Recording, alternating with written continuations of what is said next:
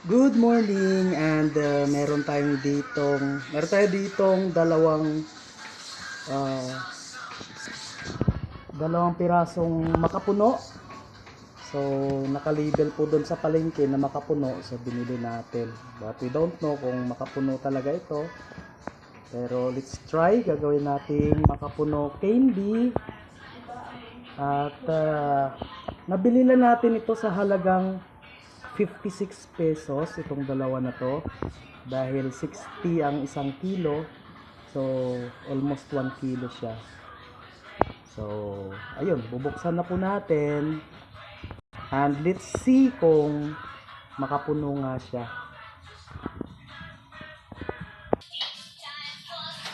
So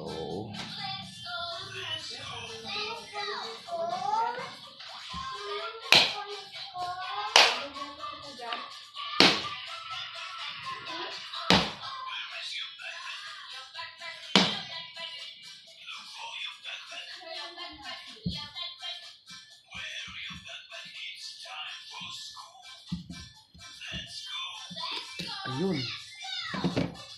So it looks like makapuno nga siya.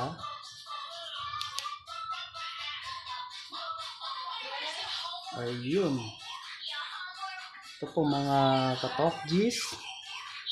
At positive po, makapuno po itong ating nabili. And ito'y napaka-scarce. Maraming supply nito sa bandang Laguna and Cavite area. But all over the country, kinukulang po ang supply nito. So, we're lucky to have this one. So, gagawa tayo ng makapuno candy.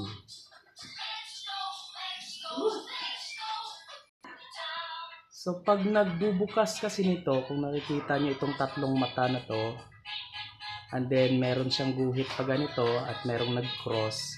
Normally, dito yan sa nag-cross, dito natin pinapalo para yung crack niya is paikot.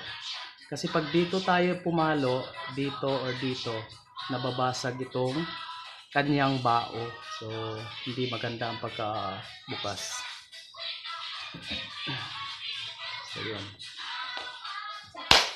Ayun. Kita po ninyo, nagkaroon kagad siya ng crack. Paikot na kaagad siya. Isang hampas lang po yun.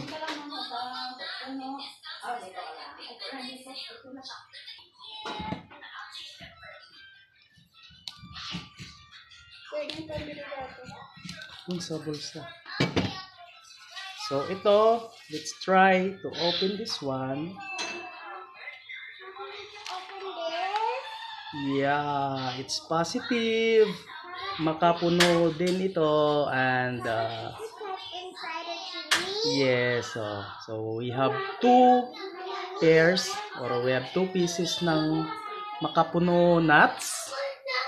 And ayun. Ideal po to gawing makapuno candy. So, kakayurin na natin ito. I-disregard natin itong kanyang pinaka-latex. Itong pinaka-tubig niya. I-disregard natin to. Ang gagamitin na natin itong soft part na meat. So, ayan po.